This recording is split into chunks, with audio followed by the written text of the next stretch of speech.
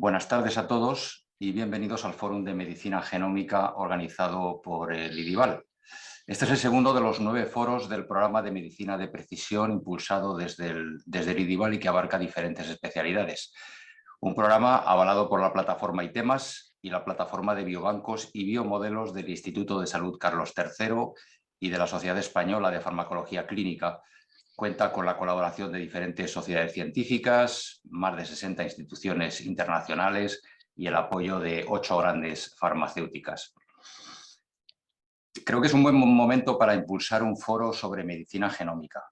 que evidencia una vez más el sinsentido de que esta disciplina se esté abriendo paso con fuerza y reorientando la forma de hacer medicina cuando no existe en nuestro país una regulación que acredite a los profesionales que ejercen la genética clínica y que forme a los futuros genetistas. En este foro hemos querido traer un amplio abanico de temas que reflejen el estado actual y el futuro de la medicina genómica. Los temas que trataremos incluyen la medicina personalizada, la genética de diversas enfermedades, la farmacogenética y la terapia génica. Y tendremos oportunidad de escuchar a grandes expertos en las diferentes áreas.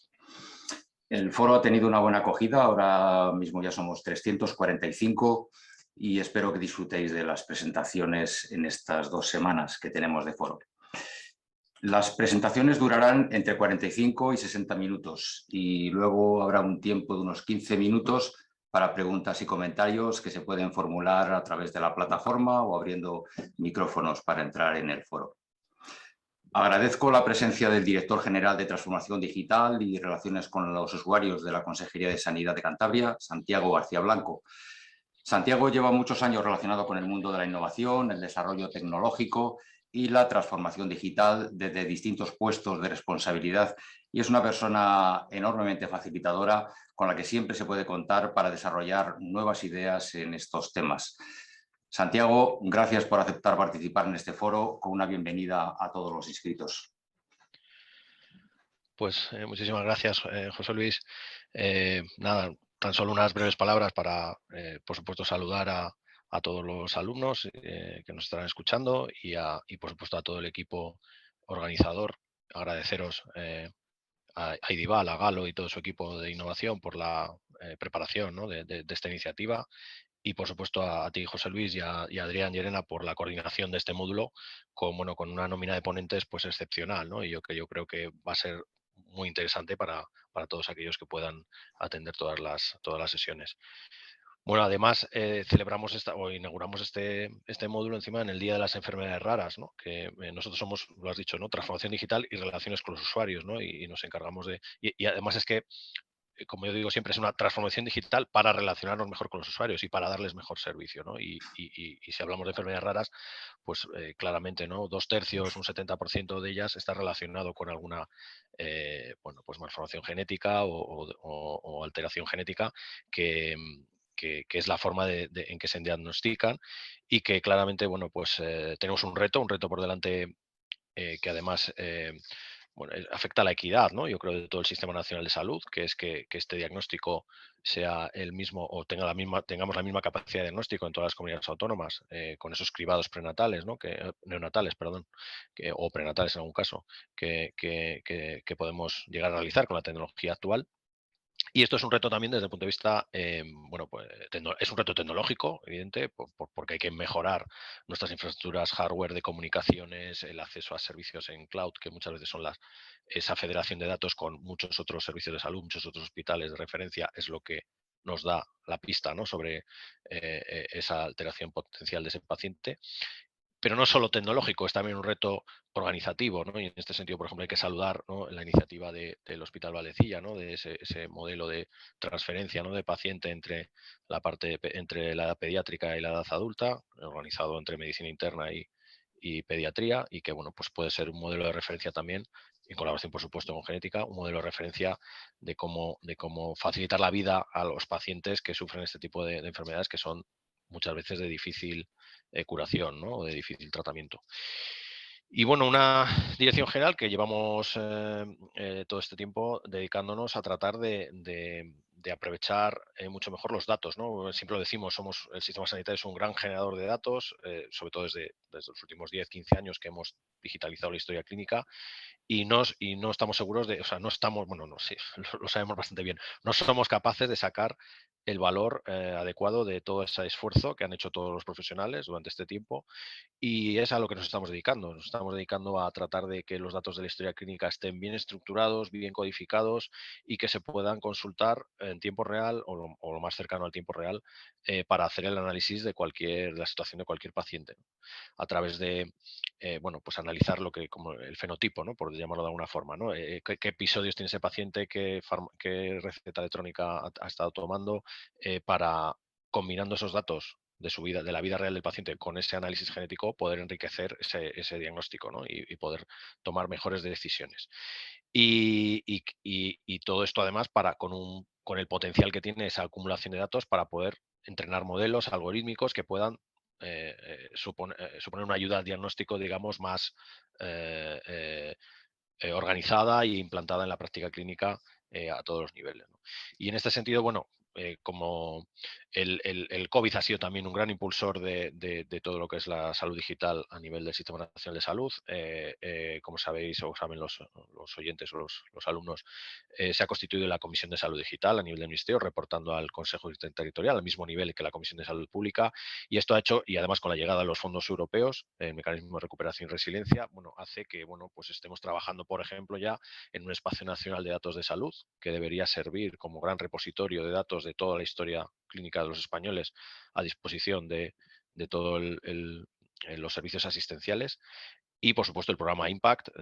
que muchos de los ponentes forman parte o están relacionados en relación bueno, con el entreno o la definición y desarrollo de nuevos modelos de aprovechamiento de todos estos datos para poder que sirvan, ¿no? Para mejorar las herramientas de diagnóstico y tratamiento. Pero en particular, estos son dos proyectos nacionales en los que Cantabria está formando parte y parte importante, pero además, bueno, no me gustaría terminar sin mencionar dos proyectos en los que Cantabria sí que estamos siendo, creo que, líderes o un poco pioneros, como es el proyecto EDEN, que es la red europea de datos y evidencia en salud, en la cual hemos conseguido ya volcar todos los datos de la historia clínica de los cántabros en formato OMOP para ser federado y potencialmente explotado por investigadores a nivel paneuropeo. Es un proyecto que engloba a más de 100 servicios de salud regionales a nivel de Europa en estos momentos y en el cual Cantabria ya tenemos todos los datos ahí volcados y el IDIVAL tiene un atlas, digamos, de visibilidad de toda esa información, por supuesto anonimizada, que ya es un potencial enorme para nuestra comunidad investigadora. Y, por supuesto, el proyecto Corte Cantabria. Corte Cantabria que para los que no lo conozcan, supone el enrolamiento de hasta 50.000 cántabros, somos apenas 600.000, o sea que estamos hablando de un porcentaje de la población muy importante, entre 40 y 70 años, para poder hacer un seguimiento de su vida sanitaria, digamos, por los próximos 10, 15, 20 años y, por supuesto, ¿por qué no hacer una secuenciación genética de su ADN de todos estos pacientes, si el presupuesto lo permite? Y que puede servir de banco de pruebas todos los datos generados por este proyecto para, bueno, para realimentar o contribuir a los proyectos anteriores de ámbito nacional que he mencionado anteriormente, ¿no? Y bueno, no querría robar mucho más tiempo a los ponentes. Agradeceros la iniciativa, daros la enhorabuena por la calidad, creo, de los ponentes que van a dar el curso y bueno, y espero que para los alumnos sea de gran utilidad. Muchísimas gracias. Gracias, Santiago. Yo simplemente un comentario. Creo que has dicho una palabra que es clave en el diagnóstico de enfermedades raras, que es la equidad. Es una asignatura pendiente que tenemos y que esperemos que el programa Impact ayude a paliar esa deficiencia que tenemos en todo nuestro territorio nacional, la falta de equidad en el diagnóstico de enfermedades raras. Y sin más dilación paso a presentar al primer ponente, Álvaro Rada Iglesias. Álvaro Rada se doctoró en Biología Molecular por la Universidad de Uppsala, en Suecia, y ha realizado estancias postdoctorales en el Centro Linnaeus de Bioinformática de la Universidad de Uppsala y en la Universidad de Stanford. En 2013 inició su carrera como líder de grupo de investigación en el Centro de Medicina Molecular de Colonia, en Alemania, y es ahora científico titular del CSIC y dirige un grupo de investigación en el Instituto de Biomedicina y Biotecnología de Cantabria. Recientemente ha recibido una ayuda del European Research Council para estudiar mecanismos de enfermedades congénitas, y su labor investigadora, pese a su juventud, en el área de la genómica ha sido reconocida con varios premios, como el Embo Young Investigator y el Premio Gómez Escarmeta de la Sociedad Española de Biología del Desarrollo. En su presentación nos hablará de la genética del neurodesarrollo.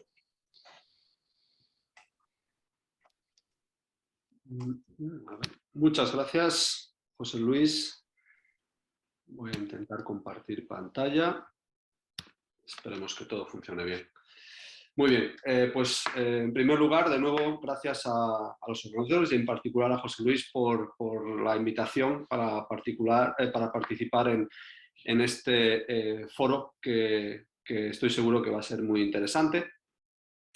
Y mi objetivo hoy es tratar de resumir y dar mi visión acerca de la base genética de un conjunto de enfermedades que ocurren o que surgen debido a defectos durante el desarrollo del sistema neural. El desarrollo neural podríamos resumir que incluye todos aquellos procesos que generan, dan forma y remodelan el sistema nervioso de los animales y que incluyen desde las primeras etapas del desarrollo embrionario hasta la fase adulta. En general, en todos estos animales podemos distinguir varias fases fundamentales, comenzando con la neurogénesis, mediante la cual surgen los progenitores neurales que inician su diferenciación hacia diferentes tipos de células nerviosas, procesos de migración celular, de diferenciación propiamente dicha hacia diferentes tipos de neuronas y de otros tipos de células neurales, como los oligodendrocitos, y finalmente, en el caso de las neuronas, la formación de proyecciones como las dendritas y los axones. En todas estas fases cumplen un papel fundamental diferentes factores de transcripción, algunos de ellos expresados de forma exclusiva en los linajes neurales, así como un número limitado de rutas de señalización. Antes de entrar en más detalle acerca de la base genética de diferentes enfermedades asociadas al desarrollo neural, me gustaría simplemente hacer un resumen breve de las fases iniciales del desarrollo neural en la fase embrionaria. En primer lugar, la primera etapa que me gustaría explicar, ya digo con brevedad, es la formación del tubo neural propiamente dicho, que ocurre a través de diferentes etapas o fases que de hecho son muy similares en todos los vertebrados. En primer lugar, tenemos la formación de la placa neural, mediante la cual las células del ectodermo van a comenzar a adquirir una identidad neural en torno a la línea media dorsal del embrión. A continuación, comienza la fase de plegamiento, que va a comenzar en un punto llamado de bisagra medial, donde unas células de la placa neural se van a anclar a la notocorda, mientras que el resto de las células del ectodermo, que acabarán dando lugar a la epidermis, comienzan a moverse hacia esa línea media dorsal. Como consecuencia de ese movimiento, los pliegues neurales comienzan a elevarse y finalmente ocurre la fase de convergencia, en la cual lo que ocurre es que hay unas células en el llamado punto de bisagra dorsolateral que adquieren forma de cuña a medida que esas células epidérmicas continúan empujando hacia la zona central del embrión. Finalmente, esta fase de convergencia culmina con el cierre del tubo neural, una vez que los pliegues neurales entran en contacto los unos con los otros. Y me gustaría destacar que simultáneamente con este cierre del tubo neural también va a ocurrir la delaminación de los precursores de la cresta neural tras un proceso de transición epitelio-mesenquimal, y esas células de la cresta neural van a adquirir gran capacidad migratoria, llegando a diferentes destinos en el embrión y contribuyendo a la morfogénesis de diferentes órganos y tejidos. Además de la formación del tubo neural propiamente dicha, los progenitores neurales que forman parte de este tubo también tienen que adquirir identidad posicional respecto a los principales ejes corporales. En primer lugar, podemos destacar que las células del tubo neural, a nivel del eje anteroposterior, van a distinguirse entre diferentes partes del futuro cerebro. Podemos mencionar el prosoencéfalo, el mesencéfalo y el romboencéfalo, de más anterior a más posterior, y en zonas más posteriores del tubo neural, la médula espinal. La adquisición de identidad anteroposterior a lo largo del tubo neural viene controlado por varias rutas de señalización, como la del ácido retinoico, nodal, FGF o Sonic-Hedgehog, así como por un conjunto dedicado de factores de transcripción. En el caso de las diferentes partes del cerebro, destacan la función de factores de transcripción como OTX2 y GBX2, mientras que las zonas más posteriores del romboencéfalo y de la médula espinal vienen controladas sobre todo por los factores de transcripción de la familia Hox. Además de esta identidad anterior-posterior, los progenitores neurales también tienen que adquirir identidad dorso-ventral. Esto viene sobre todo controlado por los gradientes de dos morfógenos, desde el lado ventral, sobre todo Sonic-Hedgehog, y desde el lado dorsal, BMP y Wnt. En función de los niveles a los que los progenitores neurales se ven expuestos para estos dos morfógenos, dichos progenitores neurales van a adquirir determinada identidad dorsoventral dependiendo de su posición en el tubo neural a lo largo de este eje dorsoventral. Como consecuencia de la acción de esos morfógenos, cada dominio dorsoventral va a expresar una combinación específica de factores de transcripción que acaba confiriendo una determinada identidad dorsoventral. Y dicha identidad acabará determinando el tipo de neurona específico que cada dominio de progenitores neurales va a ser capaz de producir, así como la producción de otros tipos diferenciados de células neurales como pueden ser los oligodendrocitos. Bien, con este resumen, como ya digo, muy breve de las fases iniciales del desarrollo neural, me gustaría simplemente mencionar aquellas enfermedades sobre las que voy a hablar a lo largo de mi charla y en las que precisamente estas fases iniciales del desarrollo neural se ven frecuentemente afectados. En líneas generales podríamos distinguir entre enfermedades monogénicas que vienen causadas por mutaciones o deleciones que afectan a un único gen, y por otro lado enfermedades complejas donde se considera que existe un número más o menos elevado de variantes genéticas que contribuyen a la aparición de dichas enfermedades. En el caso de enfermedades monogénicas, inicialmente voy a hablar sobre las llamadas malformaciones congénitas del tubo neural, que incluyen malformaciones como la aloprosencefalia o la espina bífida. En general, estas malformaciones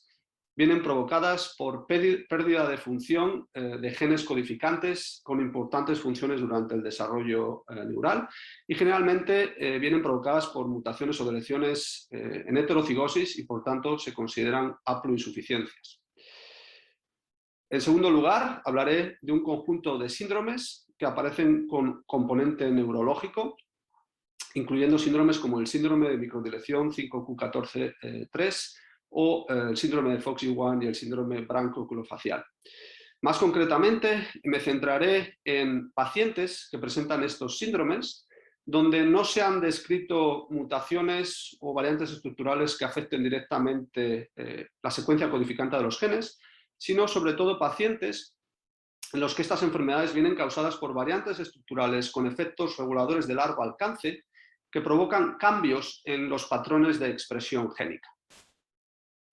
Por último, hablaré sobre un conjunto de enfermedades complejas que denominamos de forma genérica como trastornos del neurodesarrollo y que vienen provocadas por fallos que ocurren durante el desarrollo neural y que acaban afectando a la función cerebral. Dentro de estos trastornos podemos mencionar, por ejemplo, trastornos por déficit de atención o hiperactividad, autismo o esquizofrenia. En general, desde un punto de vista genético, se trata, como ya digo, de enfermedades genéticas donde existen un conjunto más o menos alto de variantes genéticas, ya bien sea comunes o raras, que suponen factores de riesgo para la aparición de estos trastornos, junto también a la contribución de factores de riesgo de tipo ambiental. Respecto a estas enfermedades, sobre todo en mi charla, destacaré el hecho de que la mayor parte de variantes genéticas que a día de hoy han sido asociadas con este tipo de trastornos, la mayoría de dichas variantes ocurren fuera de secuencias génicas, fuera de secuencias codificantes, y la mayoría ocurren dentro de regiones no codificantes de nuestro genoma, que se ha demostrado, o al menos se ha predicho, que tienen funciones reguladoras y actúan como potenciadores o enhancers. Antes de entrar en los detalles de la base genética de estas enfermedades, y ya que, como he mencionado, en varias de ellas es importante tener en cuenta los elementos reguladores de nuestro genoma, y más concreto los llamados potenciadores enhancers, me gustaría dar algo de información acerca de este tipo de secuencias. Los llamados potenciadores o enhancers son pequeñas secuencias de ADN que contienen sitios de unión para factores de transcripción. Estos enhancers son capaces de controlar de manera positiva la expresión de sus genes diana y lo pueden hacer independientemente de su distancia u orientación respecto a dichos genes. En otras palabras, los enhancers pueden controlar la expresión de genes situados a gran distancia y pueden estar situados aguas arriba, aguas abajo o incluso dentro de los genes a los que regulan. Para ilustrar la importancia de los enhancers, cabe mencionar que se considera que el establecimiento de los patrones de expresión génica específicos de cada tipo celular depende en gran medida de este tipo de secuencia de los enhancers. Como ejemplo, en la siguiente diapositiva muestro un enhancer ampliamente estudiado y que tanto en el genoma de ratón como en humanos se sitúa a gran distancia de su gen diana, de Sony Hedgehog,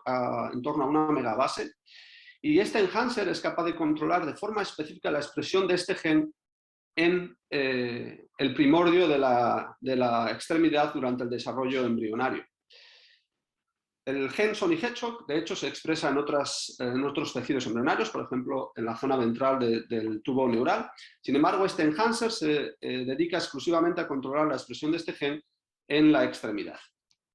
Y de acuerdo con este patrón de expresión, si dicho enhancer se elimina en el genoma de ratón, esto provoca malformaciones muy severas en el desarrollo de la extremidad, mientras que el resto de estructuras y órganos del ratón aparecen totalmente normales, a diferencia de si, por ejemplo, eliminamos directamente el gen Sony Hedgehog, que produce malformaciones en otros órganos, por ejemplo, malformaciones muy severas en el sistema nervioso, mientras que la eliminación de este enhancer afecta exclusivamente a la extremidad. También cabe destacar que se han detectado mutaciones en el enhancer conservado en el genoma humano y que es responsable de un conjunto de malformaciones en las extremidades, más concretamente en el desarrollo de las manos y los dígitos. Pese a la relevancia funcional y también médica de los enhancers, este tipo de elementos reguladores hasta hace poco eran difíciles de identificar y de hecho conocíamos un número relativamente bajo tanto en el genoma humano como en el genoma de modelos animales como el ratón. Sin embargo, hace aproximadamente una década, esto se comenzó a solucionar gracias a la aparición de unas estrategias genómicas que a día de hoy nos permiten identificar o generar mapas de enhancers de forma universal y en principio en cualquier tipo celular. Para ello se usan las llamadas estrategias de generación de perfiles epigenómicos que permiten identificar los enhancers activos en cada tipo celular en base a las propiedades de la cromatina que estos elementos presentan, como pueden ser una baja densidad nucleosómica y también estar flanqueados por nucleosomas que llevan modificaciones de histonas características, como pueden ser la histona 3 con la lisina 4 monometilada o la histona 3 con la lisina 27 acetilada. Como ya digo, estos perfiles epigenómicos permiten identificar enhancers en cualquier tipo celular o tejido, siempre y cuando tengamos acceso a dicho material biológico, ya que los enhancers son específicos de cada tipo celular.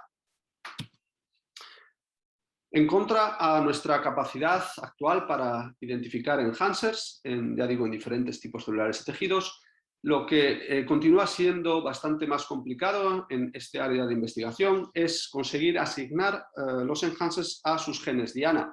sobre todo debido a que, como he mencionado anteriormente, los enhancers son capaces de controlar la expresión de genes situados a gran distancia y que en muchas ocasiones no son ni siquiera los genes más cercanos a dichos enhancers. Sin embargo, durante los últimos años hemos sido testigos también de importantes avances en este sentido, sobre todo gracias a la aparición de un conjunto de tecnologías genómicas que se denominan genéricamente como métodos 3C o de Chromosome Conformation Capture, y que han demostrado que los enhancers pueden establecer contactos físicos con sus genes diana mediante la formación de bucles de cromatina y que permiten a los enhancers y sus genes diana estar en proximidad física, aunque en un contexto de genoma lineal puedan estar separados por grandes distancias. Entre los diferentes métodos de 3C que existen actualmente, quizás el más popular es el conocido como método de Hi-C, que de hecho nos permite obtener una visión global y genómica de cómo el genoma se organiza a nivel tridimensional dentro de cada célula. Este tipo de tecnología de Hi-C, como ya digo, se ha popularizado mucho durante los últimos años y, entre otras cosas, nos ha demostrado que los genomas de vertebrados se organizan a nivel tridimensional en grandes dominios de en torno a una megabase de tamaño que se denominan Topologically Associated Domains o TADS de forma abreviada. En la actualidad se considera que estos TADS representan unidades regulatorias fundamentales, ya que se ha observado que los enhancers subgenes diana tienden a localizarse dentro de un mismo TAD. Se ha propuesto que estos TADs realizan dos funciones principales. Por un lado, favorecen la comunicación física entre enhancers y genes diana dentro de un TAD, y por otro lado, gracias a las llamadas barreras que separan TADs adyacentes, los TADs también aíslan o insulan a los genes para que no se vean influenciados por otros enhancers ectópicos que pueden estar localizados en TADs vecinos. También hay que destacar que la organización tridimensional del genoma y por tanto de los TADs también varía de tipo celular entre los diferentes tipos celulares. Más recientemente, la relevancia funcional y también médica de estos TADs ha quedado demostrada en varios estudios donde se ha visto que variantes estructurales, como pueden ser deleciones o inversiones, que alteran la estructura de estos TADs, pueden provocar cambios de expresión génica debido a alteraciones en cómo se comunican los genes y los enhancers, que pueden provocar diferentes tipos de enfermedades humanas, como pueden ser diferentes malformaciones congénitas y también diferentes tipos de enhancers. En este sentido, cabe destacar que para poder llegar a predecir y entender las consecuencias de este tipo de variantes estructurales, es fundamental disponer de información respecto a los enhancers y a los TADs que se utilizan en cada tipo celular o tejido que sea relevante para cada enfermedad. Teniendo todo esto en cuenta, no es extraño comprender que durante los últimos años ha existido un enorme interés por parte de la comunidad científica a nivel internacional para generar mapas de enhancers y también de TADs en un gran número de tipos celulares y tejidos humanos. Esto ha sido posible gracias sobre todo a los esfuerzos de importantes consorcios internacionales como el consorcio ENCODE o el consorcio Roadmap Epigenomics, gracias a los cuales a día de hoy disponemos de datos genómicos y de mapas de enhancers en cientos de tejidos humanos diferentes. Sin embargo, en la actualidad las tecnologías que se usan para generar estos mapas de enhancers requieren aún de bastante material biológico, lo cual en la actualidad restringe la generación de estos mapas de enhancers o evita que se puedan obtener para tipos celulares poco abundantes, como pueden ser progenitores embrionarios humanos en determinados estadios de desarrollo. En cualquier caso, durante los últimos años hemos sido testigos de una gran revolución en genómica gracias a la aparición de las técnicas genómicas de célula única y que, digamos, a día de hoy ya nos permiten pensar que en muy poco tiempo, en principio, será posible generar mapas de enhancers e incluso mapas de organización tridimensional del genoma prácticamente en cualquier tipo celular humano al que tengamos acceso. Otro aspecto que me gustaría destacar respecto a los enhancers es que, a diferencia de los genes y de las secuencias codificantes, en muchos casos estos enhancers no presentan altos niveles de conservación desde un punto de vista evolutivo y, por tanto, muchos enhancers son específicos de humanos o de primates. Esto lo que indica es que los mapas de enhancers que se puedan obtener en modelos animales, como puede ser el ratón, no siempre pueden ser del todo útiles a la hora de entender la relevancia médica de este tipo de secuencias regulatorias. Por ello, durante los últimos años también se han observado importantes esfuerzos para desarrollar modelos de diferenciación in vitro, a partir de la cual células madre pluripotentes o células madre pluripotentes inducidas, al igual que otros modelos de células madre, se utilizan como fuente de diferenciación in vitro para generar diferentes tipos celulares y, en cierto modo, tratar de recapitular el desarrollo embrionario humano. Por supuesto que estos protocolos de diferenciación tienen importantes limitaciones, sobre todo a la hora de ser capaces de generar la complejidad de los órganos y tejidos embrionarios, pero en este sentido hemos visto recientemente también la aparición de sofisticados protocolos de diferenciación que permiten obtener pequeños mini órganos o organoides en placas de cultivo que comienzan a recapitular esa complejidad de los tejidos embrionarios. En el caso de los tejidos neurales, por ejemplo, existen protocolos para obtener vesículas ópticas u organoides que asemejan la corteza cerebral. Bien, una vez visto brevemente la importancia de los enhancers durante el desarrollo en general y durante el desarrollo del sistema nervioso en particular, me gustaría pasar a comentar la base genética de un grupo de enfermedades asociadas con el desarrollo neural, comenzando con las malformaciones del tubo neural, que desde un punto de vista genético podemos considerar como enfermedades monogénicas. Y para ejemplificar este tipo de enfermedades he decidido centrarme en una de ellas, la holoprosencefalia, que ya digo, creo que ejemplifica bastante bien los principios fundamentales de este tipo de malformaciones. La holoprosencefalia es una malformación cerebral congénita resultante de la separación incompleta de los dos hemisferios cerebrales. Podemos distinguir dos formas fundamentales, una forma clásica, que se considera que ocurre debido a defectos durante la adquisición de identidad ventral durante el desarrollo cerebral, y una variante llamada Middle Interhemispheric, que se considera que ocurre debido a defectos en la adquisición de identidad dorsal durante el desarrollo cerebral. Esta variante es menos frecuente y, en general, con un fenotipo más leve. En el caso de la variante clásica, podemos distinguir a su vez diferentes tipos en base a la severidad de los fenotipos. Variantes con fenotipos más débiles, donde existe de hecho cierta separación entre los hemisferios en diferentes niveles a lo largo del eje anteroposterior, y variantes más severas, donde existe una ausencia total de separación entre los hemisferios.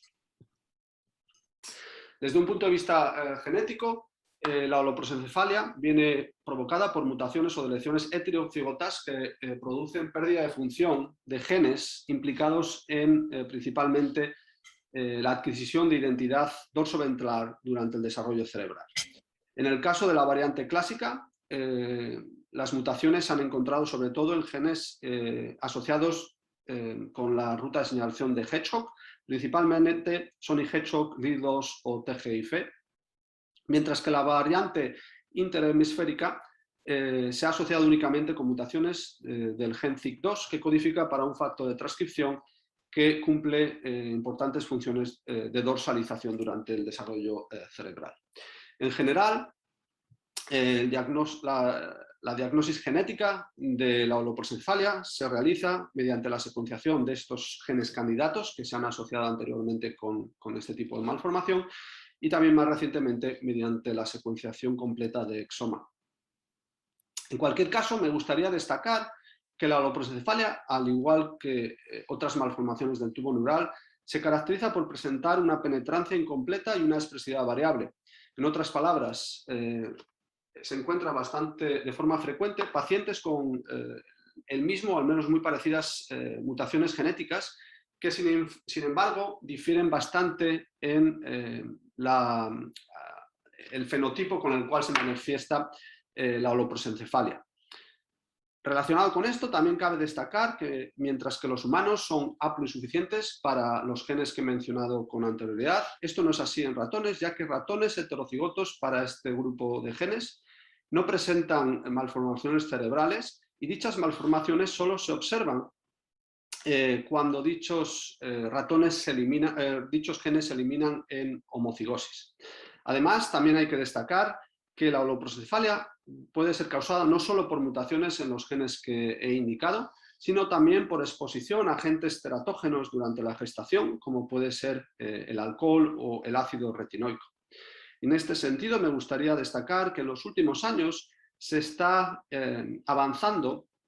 en el estudio de las posibles interacciones que pueden establecerse entre mutaciones para los genes mencionados anteriormente y la exposición a agentes teratógenos, ya que dichas interacciones pueden afectar la severidad de los fenotipos o de las malformaciones que se observan en estos pacientes con holoprosencefalia. Bien, con esto me gustaría pasar al segundo tipo de enfermedades sobre el que voy a hablar y que incluye un conjunto de síndromes con un componente neurológico y que pueden estar causados por variantes estructurales. Más concretamente, me voy a centrar en pacientes en los que tras una secuenciación de genoma completo se ha descubierto que en dichos pacientes no existen mutaciones codificantes que se considere pueden estar implicadas en la enfermedad. En su lugar, lo que se ha visto en algunos de estos pacientes con este tipo de síndromes son variantes estructurales, como deleciones, inversiones, duplicaciones o translocaciones, que no alteran directamente las secuencias de ningún gen, sino que se considera que pueden actuar mediante mecanismos regulatorios de largo alcance que afectan la expresión de determinados genes. Antes de entrar en más detalle, me gustaría resaltar que en estos casos resulta esencial no solo realizar una secuenciación de genoma completo para identificar no solo las variantes estructurales, sino también sus puntos de ruptura con gran exactitud, así como disponer de mapas de enhancers y mapas de TATs para poder interpretar y entender las posibles consecuencias de dichas variantes estructurales. Antes de dar un par de ejemplos de variantes estructurales que pueden provocar este tipo de síndromes, voy a intentar resumir los principales mecanismos patológicos de largo alcance mediante los cuales las variantes estructurales pueden causar enfermedad. En primer lugar, podemos mencionar mecanismos por los cuales estas variantes estructurales pueden provocar ganancias de expresión génica. Por ejemplo, podemos tener una inversión, como la que se ilustra en la imagen, que lo que hace es cambiar la posición de un grupo de enhancers desde un TAT endógeno hasta un TAT vecino, con lo cual estos enhancers, en lugar de expresar o inducir la expresión del gen A, en este caso, de forma ectópica van a inducir la expresión del gen B en un contexto celular erróneo. Este tipo de mecanismos se denominan mecanismos de adopción de enhancers. Este tipo de mecanismos de adopción de enhancers también pueden ocurrir, por ejemplo, debido a otro tipo de variante estructural, como puede ser una deleción, que en este caso puede provocar la eliminación de la barrera que separa dos TATs adyacentes. Debido a la pérdida de esa barrera, lo que ocurre es que estos enhancers, que normalmente van a actuar únicamente en este caso sobre el gen A, ahora van a poder también actuar sobre el gen B y, de nuevo, provocar la expresión de este gen en un contexto celular erróneo. Por otro lado, tenemos variantes estructurales que pueden provocar pérdidas de expresión génica. Esto normalmente viene provocado por inversiones o translocaciones que desplazan a un determinado gen o a sus enhancers desde su TAT endógeno a otros TATs más lejanos y, en consecuencia, los genes y sus enhancers en un determinado tipo celular pierden la capacidad de comunicarse a nivel físico y, en consecuencia, esto puede provocar pérdidas de expresión génica en contextos celulares específicos. Bien, una vez resumido de forma muy general los principales mecanismos de largo alcance por los cuales pueden actuar las variantes estructurales, voy a dar un par de ejemplos de pacientes con este tipo de mecanismos patológicos. En primer lugar, voy a hablar de un paciente con síndrome branquioeconofacial o BOFS de forma abreviada, donde una variante estructural produce o provoca esta enfermedad mediante pérdida de expresión génica. BOFS es una enfermedad rara, autosómica y dominante, que se caracteriza, entre otros fenotipos, por defectos en la piel a nivel braquial, todo un conjunto de defectos craniofaciales, así como pérdida de audición, problemas del habla y en algunos casos un deterioro cognitivo, aunque leve. En general se considera que estos fenotipos pueden explicarse debido a defectos que ocurren durante el desarrollo de la cresta neural. De acuerdo con esta predicción, todos los casos que hasta recientemente se habían reportado para este síndrome se considera que venían causados por mutaciones o deleciones que afectaban directamente la secuencia del gen TFAP2A, que de hecho codifica para un factor de transcripción con importantes funciones durante el desarrollo de la cresta neural. Sin embargo, mi laboratorio, en colaboración con investigadores de la Universidad de Exeter, recientemente describimos el primer paciente de BOFS donde no se pudieron encontrar mutaciones ni otro tipo de alteraciones que afectasen directamente a este gen, al gen TFAP2A. En su lugar, usando una estrategia de secuenciación de genoma completo, en este paciente lo que se descubrió fue una inversión heterocigota de gran tamaño, de casi 90 megabases, en la que uno de los puntos de ruptura se situaba en torno a 50 kilobases aguas abajo precisamente del gen TFAP2A. Antes de explicar cómo conseguimos descubrir el mecanismo mediante el cual esta inversión podía provocar este tipo de síndrome, me gustaría simplemente dar un poquito de información acerca de la cresta neural. Como he mencionado al principio de mi charla, durante la formación del tubo neural, una vez que el tubo neural se cierra, también va a tener lugar la formación de la cresta neural. Básicamente existe un conjunto de precursores de la cresta neural que se sitúan en la zona dorsal del tubo neural y que van a sufrir una transición epitelio-mesenquimal, van a delaminarse del tubo neural y al hacer esto van a adquirir una gran capacidad migratoria, distribuyéndose y migrando a diferentes localizaciones en el embrión. Una vez allí, y gracias a su gran capacidad de diferenciación, estas células de la cresta neural van a contribuir a la morfogénesis de un gran número de órganos y estructuras en el embrión, que incluyen, por ejemplo, casi todos los huesos y cartílagos que forman la estructura facial. Bien, teniendo todo esto en cuenta,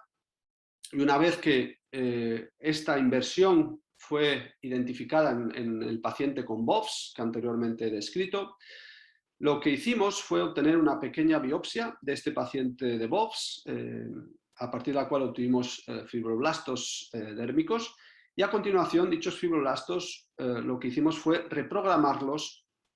hasta células pluripotentes inducidas. Una vez que estas células fueron obtenidas y que contienen esta inversión heterocigota, lo que hicimos fue usar un protocolo de diferenciación mediante el cual estas células pluripotentes se diferenciaron hacia células de la cresta neural.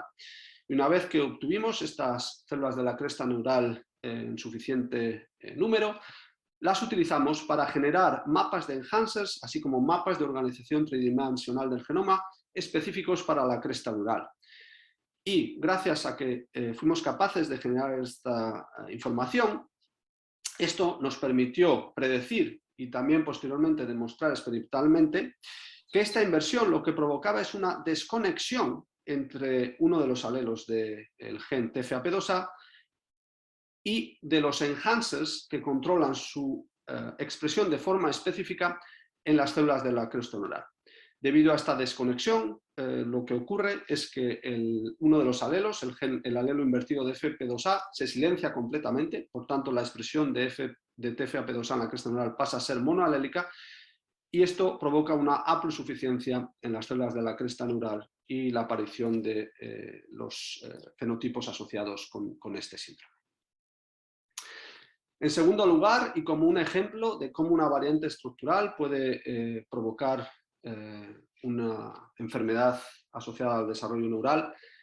pero a través de un mecanismo de ganancia de expresión génica, En este caso voy a hablar de otro tipo de enfermedad que denominamos de forma abreviada como ADLD. En este caso se trata de un trastorno neurológico raro caracterizado por una pérdida progresiva de la materia blanca dentro del sistema nervioso central. Debido a esto, los pacientes con este tipo de trastorno presentan disfunción autonómica, ataxia y deterioro cognitivo.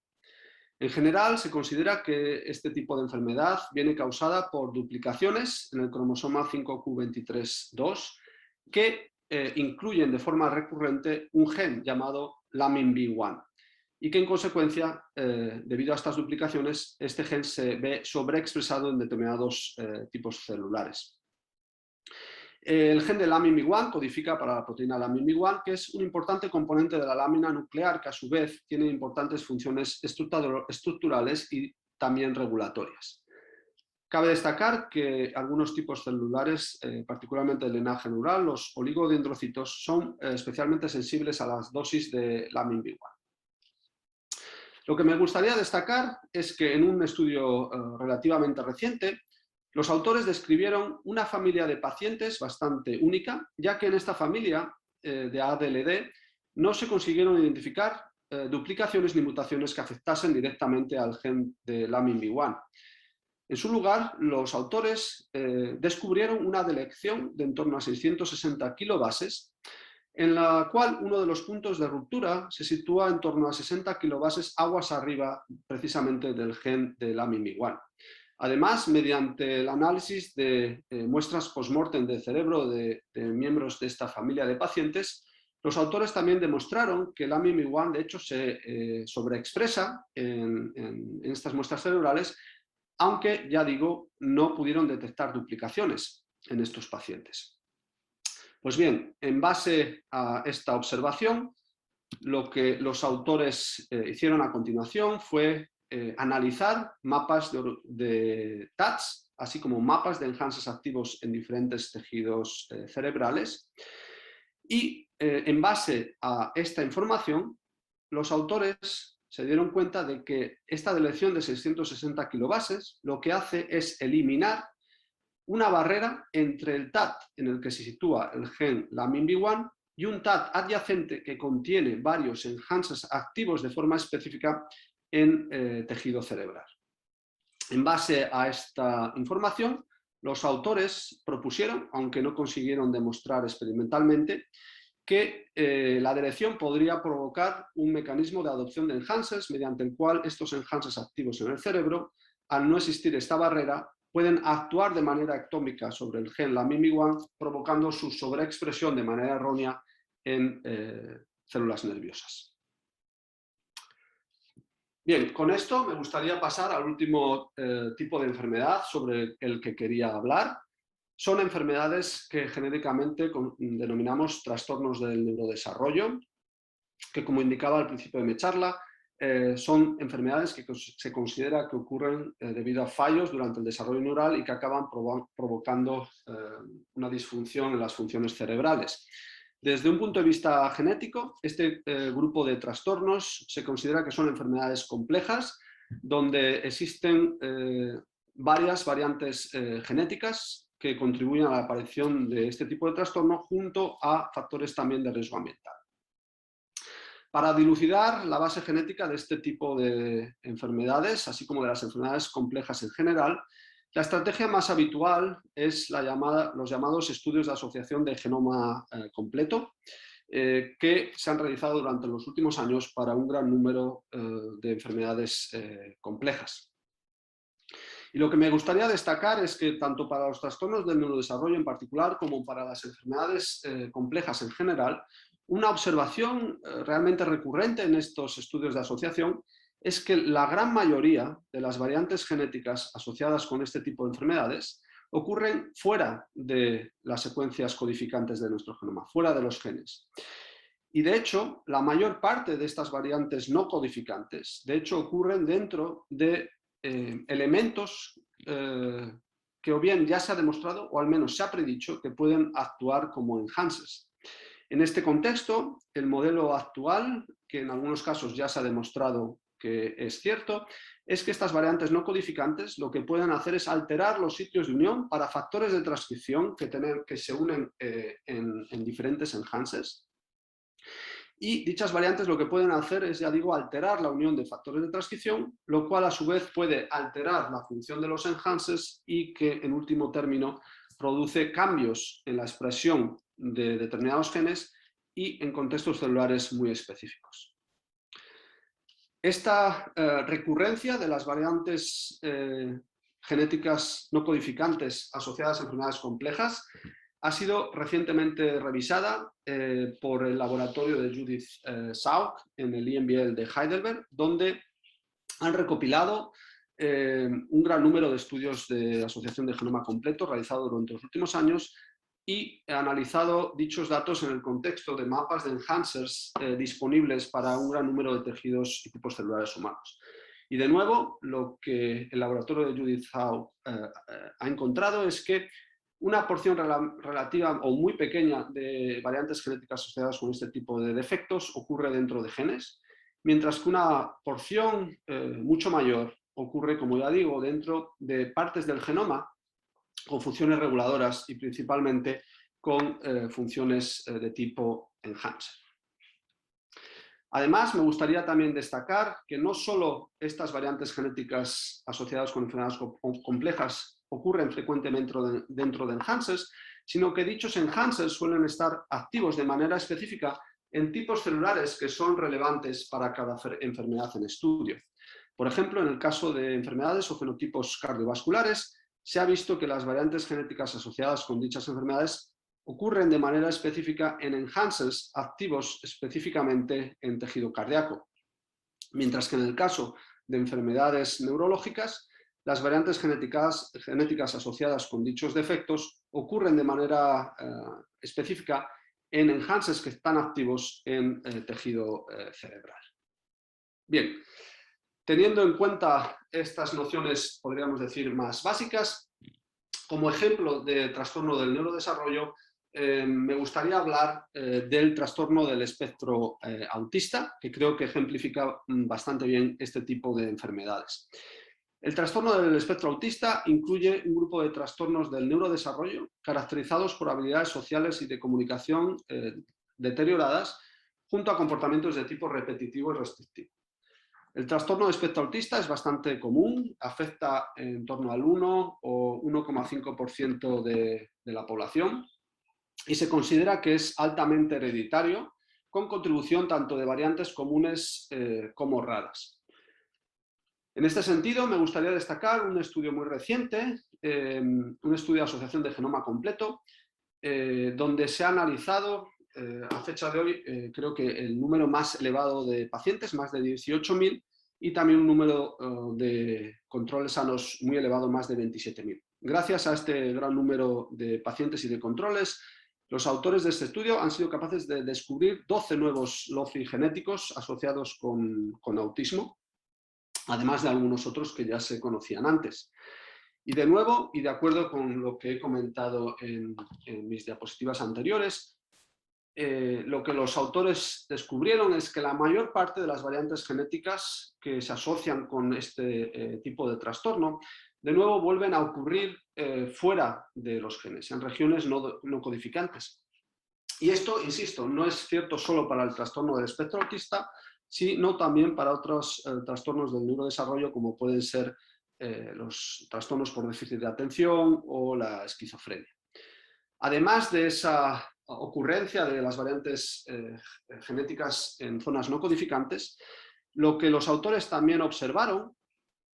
una vez que analizaron mapas de enhancers disponibles para un gran número de tipos celulares y tejidos humanos, es que existía un solapamiento muy significativo entre variantes genéticas asociadas con autismo y enhancers que están activos de forma específica, ya bien sea en muestras cerebrales embrionarias o en células neurales obtenidas mediante protocolos de diferenciación in vitro. En base a esta observación, lo que los autores hicieron a continuación fue analizar todas las variantes genéticas asociadas con autismo en base a mapas de enhancers y mapas de organización tridimensional del genoma obtenidas en muestras de cerebro embrionario humano, para intentar asignar cada una de esas variantes genéticas a un determinado gen cuya expresión o función se podría ver alterada y por tanto contribuir a este tipo de trastorno. Pues bien, cuando hicieron este tipo de análisis, en primer lugar, y de acuerdo a lo comentado con anterioridad, una fracción relativamente pequeña de variantes genéticas ocurrían dentro de genes y por tanto se podían asignar a posibles alteraciones directas en estos genes. Por contra, muchas de las otras variantes genéticas eran no codificantes, pero gracias a la disponibilidad de mapas de enhancers y mapas de TATS, los autores consiguieron asignar, al menos potencialmente, un gran número de variantes genéticas a posibles genes dianas, cuya expresión se puede ver alterada en este trastorno de espectro autista. Para ejemplificar cómo los autores pudieron asignar estas variantes genéticas a genes diana, voy a mostrar simplemente un par de ejemplos. En primer lugar, una variante genética que se identificó en un enhancer activo en tejido cerebral y gracias a datos de Hi-C generados también en muestras de tejido cerebral embrionario, los autores vieron interacciones físicas a nivel de organización tridimensional del genoma entre estas variantes genéticas y un gen llamado FECF2 que codifica para un factor de transcripción con importantes funciones durante el desarrollo cerebral y que por tanto puede verse alterado en su expresión debido a determinadas variantes genéticas y así contribuir a este trastorno. De forma similar, otras variantes genéticas significativamente asociadas con autismo se encontraron en otro enhancer activo en cerebro y en este caso los datos de Hi-C demostraron interacciones físicas, en este caso con el gen PTBP2, que por tanto podría también verse involucrado en este tipo de trastorno. Para finalizar, me gustaría mencionar que aunque los mapas de enhancers y los mapas de TATS nos pueden ayudar a asignar determinadas variantes genéticas a aquellos genes que pueden estar implicados en este tipo de trastornos,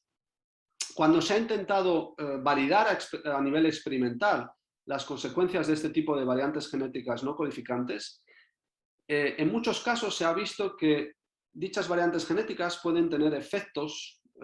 relativamente pequeños a nivel de expresión génica o incluso en algunos casos no se ha visto ningún tipo de efecto. Esto puede ser debido, por supuesto, a una asignación errónea de dichas variantes genéticas hacia un determinado gen, pero también puede venir explicada por el concepto que voy a tratar de explicar a continuación. Se ha visto que la expresión de bastantes genes, sobre todo aquellos con importantes funciones durante el desarrollo en general y durante el desarrollo neural en particular, pueden venir controladas no por un único enhancer, sino por varios enhancers que controlan la expresión de un gen de forma redundante. Y se considera que esta redundancia de enhancers puede ser un mecanismo para conferir robustez en la expresión génica bajo situaciones de estrés ambiental de diferente índole. Por tanto, se ha visto que en situaciones normales la eliminación de uno de estos enhancers, ya bien sea directamente en el laboratorio o debido a la presencia de una determinante variante génica, puede que no tenga consecuencias en la expresión de los genes diana y dichos cambios en la expresión génica pueden que solo se manifiesten en situaciones de estrés ambiental. Por ello, me gustaría concluir mi charla indicando que, en mi opinión, para poder dilucidar y entender cómo las variantes génicas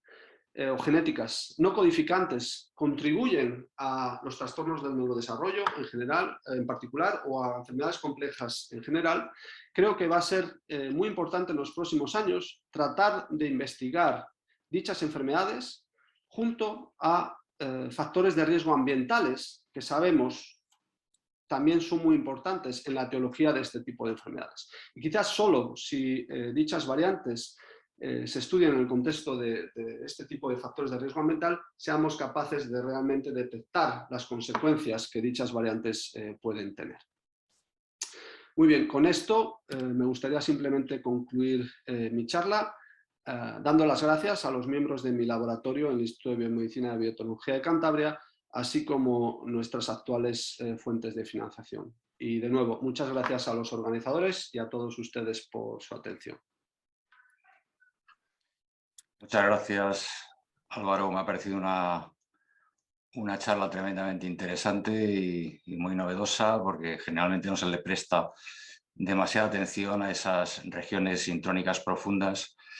Y desde el punto de vista genético nos centramos más en regiones codificantes o en variantes estructurales que sí que afectan a regiones sintrónicas, pero también pueden englobar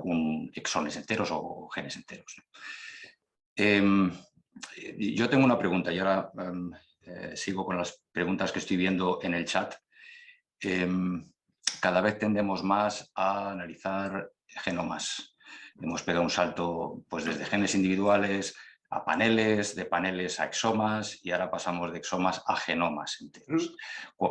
Analizando hasta ahora, que es lo habitual, paneles o exomas, nos estamos perdiendo esas variantes intrónicas profundas, esos posibles variantes en enhancers, pero con los genomas los vamos a encontrar. Sí.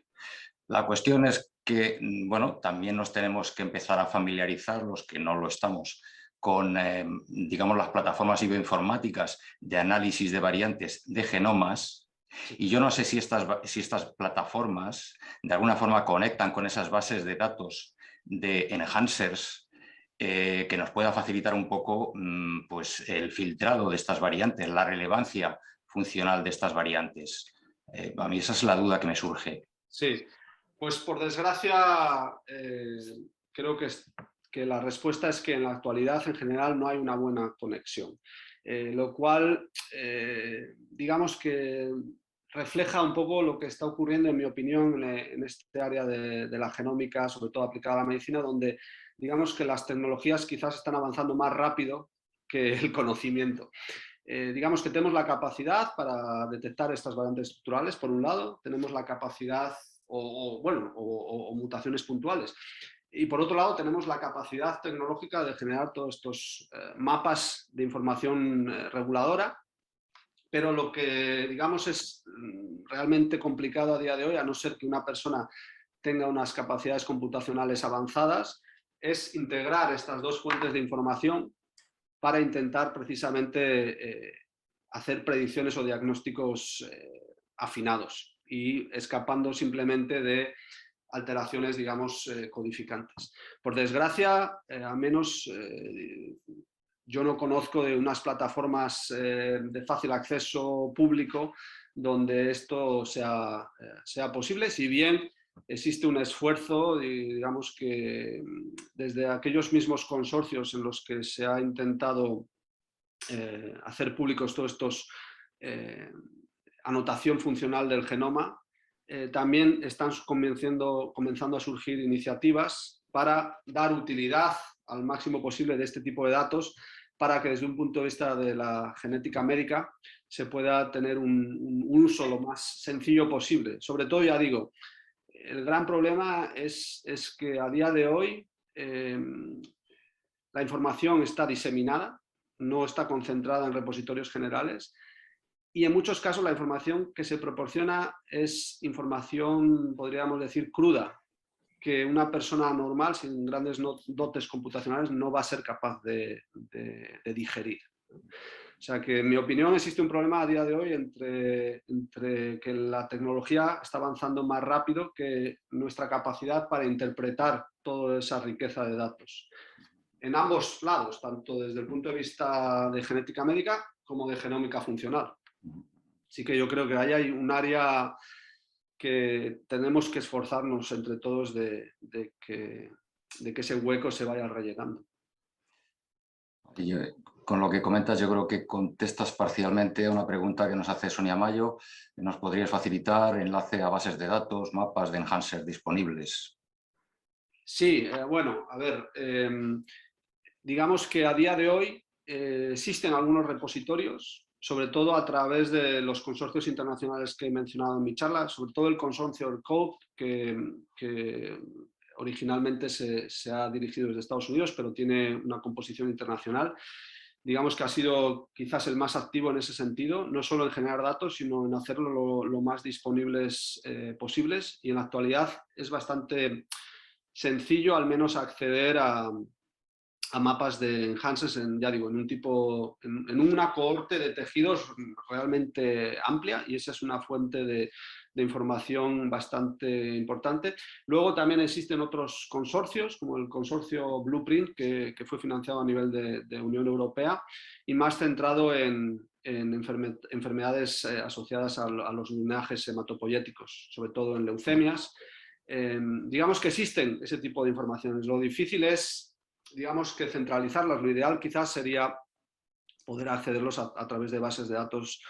del NIH o de bases de datos que todos estamos, digamos, familiarizados. Y eso a día de hoy todavía es complejo. Al menos yo no soy consciente de un sitio donde podamos combinar ambas fuentes de información, la información de genética médica y la información de genómica funcional. Eso yo creo que hay todavía bastantes problemas. Vale. Nos pregunta Daniel López, ¿qué terapias podrían utilizarse frente a alteraciones en enhancers en el trastorno del espectro autista? Pues las terapias génicas, el problema de algunas de las enfermedades congénitas es que, digamos, que aquellos daños causados por defectos que ocurrieron durante el desarrollo neural quizás tengan difícil tratamiento. Si en algunos casos, digamos que los enhancers involucrados en los defectos siguen siendo activos o el cambio de expresión génica sigue estando presente en tejidos adultos, aunque los enhancers podrían parecer unas dianas a nivel terapéutico complicadas, se están desarrollando todo un conjunto de drogas frente a proteínas que actúan a nivel de enhancers, sobre todo proteínas de una proteína llamada BRD4 o de la familia de los BRDs, que se han desarrollado drogas muy específicas frente a ellas y que hacen que estas proteínas pierdan su función, lo cual a su vez provoca pérdida de función de enhancers. Y sobre todo actúa sobre enhancers que son esenciales para un determinado tipo celular. A día de hoy esto sobre todo se está usando para determinados tumores, donde se ha visto que la hiperactividad de determinados enhancers es importante. En el caso del espectro autista creo que todavía estamos bastante lejos de algo así, porque, ya digo, el estudio más reciente simplemente ha identificado variantes no codificantes que ocurren dentro de enhancers que en su mayor caso son predicciones. Con lo cual todavía hay que hacer una experimentación a nivel de demostrar que efectivamente esas secuencias no codificantes actúan como enhancers y a partir de ahí poder pensar en determinadas estrategias. En mi opinión, una posible estrategia que sería específica de un grupo de enhancers o de un enhancer determinado se podría basar en el hecho de que cuando los enhancers están activos se transcriben y producen pequeñas moléculas de ARN que en principio sería una buena diana, ya que podríamos alterar o usar pequeños óligos específicos para esos ARNs para disminuir o alterar la función de los enhancers sin alterar la secuencia genética. Esa es un área que también se está investigando en el contexto de otras enfermedades donde están involucrados los enhancers y que se suelen denominar como enhanceropatías, ¿no? Pero ya digo, en el caso del autismo creo que estamos en una fase todavía prematura y tenemos que realmente demostrar que algún enhancer específico cumple una función importante en la etiología de este tipo de trastornos. Tenemos otra pregunta de Sergio Crespo. Dice, en la holoprosencefalia, la heterocigosis de los ratones no causa malformaciones como en los humanos. ¿A qué es debido? Pues es una muy buena pregunta y, en mi opinión, creo que a día de hoy no se sabe a qué es debido. Uno podría, simplemente estoy especulando, podría al menos haber dos razones o tres. Una que existen, digamos, diferencias muy fundamentales en la función de dichos enhancers entre humano y ratón, lo cual es difícil de pensar, dado el grado de conservación de estos genes y de las redes génicas que controlan, tanto en el caso de la ruta de Sony-Hedgehog como factor de transcripción como CIC2. Otro motivo, que en mi opinión es más plausible, es que en la mayor parte de los casos estos ratones heterocigotos se investigan en condiciones estándar de laboratorio, mientras que los pacientes humanos, seguramente, muchos de estos pacientes, digamos que durante la fase de gestación pudieron estar expuestos a diferentes insultos ambientales, a exposición a teratógenos, lo cual estaría de acuerdo con el hecho de que la penetrancia y la expresividad de la aloprosencefalia es muy variable. Y de hecho hay algún estudio, pero son muy preliminares, donde ratones heterocigotos para alguno de estos genes, como puede ser el caso de GLI2, se ha visto que con exposición a determinados agentes, como puede ser el etanol, los ratones heterocigotos, comienzan a manifestar holoprosencefalia, aunque en un porcentaje bajo. O sea que yo creo que la interacción entre factores, entre teratógenos y la dosis génica puede ser una de las explicaciones. Que digamos que en los ratones de laboratorio no tenemos esa exposición, ya que tenemos condiciones de laboratorio muy, muy controladas, y esto no es así en el caso de las gestaciones humanas, donde en muchas ocasiones no tenemos un conocimiento de la posible exposición a agentes teratógenos. Pero ya digo, son especulaciones. En relación a esa participación de agentes externos, Sergio Crespo pregunta, ¿están aumentando este tipo de enfermedades como el trastorno del espectro autista en la población debido a contaminación ambiental? No tengo información directa acerca de los datos, ya que no es realmente una enfermedad con la que yo trabaje, pero estudios, digamos, longitudinales, como por ejemplo el estudio de Cohorte Cantabria, yo creo que van a permitir, digamos, tener una perspectiva histórica de si precisamente, en base al aumento a exposición a determinados contaminantes, están aumentando este tipo de trastornos. De forma muy genérica, mi predicción sería que esto efectivamente puede ser así, pero ya digo que no tengo datos para confirmarlo. Vale, y tenemos una pregunta quizá un poquito más técnica. Javier López pregunta quizás o comenta quizás el visualizador de UCSC puede ayudar a localizar ciertos datos publicados en ENCODE. Sí, desde luego. No quería entrar en detalles acerca de las diferentes herramientas, ya que algunas de ellas no era consciente de todo de los backgrounds de los oyentes, pero efectivamente una de las herramientas más utilizadas, por ejemplo en el caso de mi laboratorio, es digamos la herramienta que usamos en el día a día, es el visualizador de genomas de UCSC, que permite tener acceso directo a muchísimos de los datos del consorcio ENCODE y de otros consorcios, de manera muy sencilla, que cualquier persona con unas nociones muy básicas puede acceder, y además también te permite, digamos, que cargar sobre ese visualizador de genoma tus propios datos que puedas generar en tu laboratorio o que descargues de otros repositorios públicos, como el repositorio GEO, donde uno puede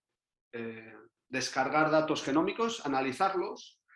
y luego cargarlos, por ejemplo, en el visualizador de UCSC para ponerlos en el contexto de otros datos públicos, como ya digo, pueden ser los del consorcio ENCODE. Y sí, existen visualizadores, existen. El problema de eso es que, claro, digamos que puedes ir analizando los locus de uno en uno. Si uno quiere analizar datos genéticos de una cohorte de pacientes, por ejemplo, de una forma más sistemática, eso puede ser bastante tedioso. Identificar los datos de genómica funcional que son los apropiados para cada tipo de enfermedad, y si uno dispone de un número de pacientes elevado, pues digamos que esos análisis manuales se complican, ¿no? Pero sí, es una herramienta fundamental en el día a día. Muy bien, Álvaro. Pues me parece que no hay más preguntas. Yo creo que hemos disfrutado todos, además acabamos justo a tiempo. son las 5:15. Nos hemos ceñido a lo que estaba estipulado. Yo creo que hemos disfrutado todos mucho de tu charla y te agradezco la participación. Muchas gracias a ti, José Luis. Y a todos, pues os emplazo para seguir con una nueva presentación mañana a la misma hora. Gracias a todos. Buenas tardes.